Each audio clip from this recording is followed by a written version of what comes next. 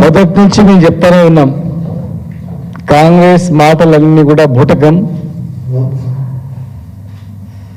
బీసీల పైన ఏదో పెద్ద ప్రేమ చూపుతున్నట్లు, తెలంగాణ రాష్ట్రం దేశానికి ఒక రోల్ మోడల్ అని చెప్తూ,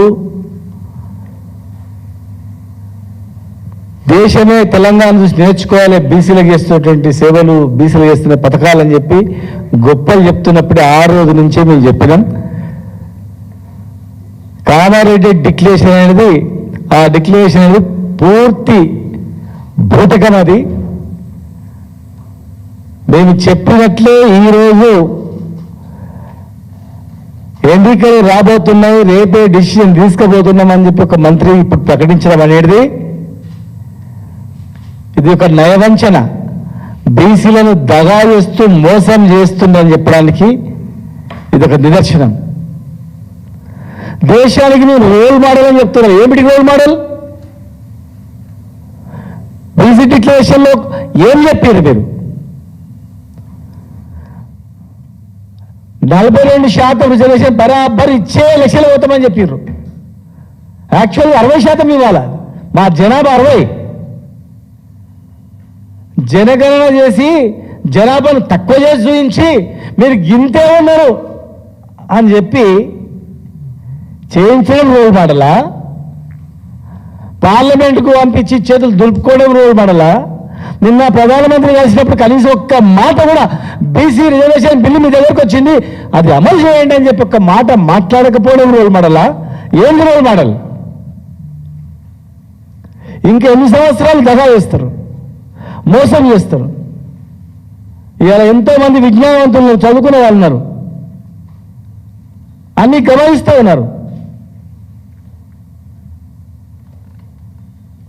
మీరు చెప్పిందేంది, చేసిందేంది?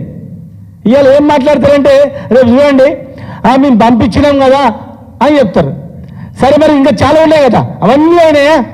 ఒకవేళ మీరు కామారెడ్డి డిక్లరేషన్లో మొత్తం చేసి ఇది ఒక్కటి కాలేకపోయినప్పుడు, అరే మేము క్యాండిడేట్లను ఎక్కువ పెడతామో ఏవో మాట్లాడతారని కొంచెం జనం ఏదో నమ్ముతాడు.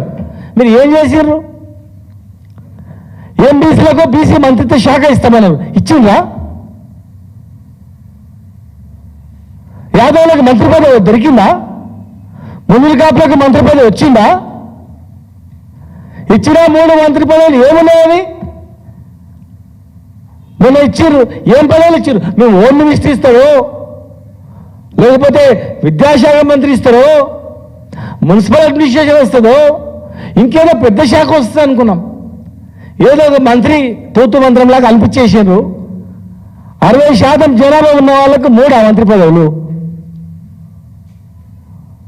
ఓట్లప్పుడేమో ఓట్లు కావాలి, ఓట్లు పడ్డాక మాత్రం మరి మంత్రి పదవుల్లో సరే మేము 60% చెప్తున్నాం. మరి మంత్రి పదవులు మీరు అన్న ప్రకారం 42% మంత్రి పదవులు అవసరం లేదా? 60% కార్పొరేషన్ చైర్మన్లు ఇవ్వాలంటున్నాం. సరే, మీరు అన్న ప్రకారం 42% చైర్మన్లు ఇచ్చిర్రా?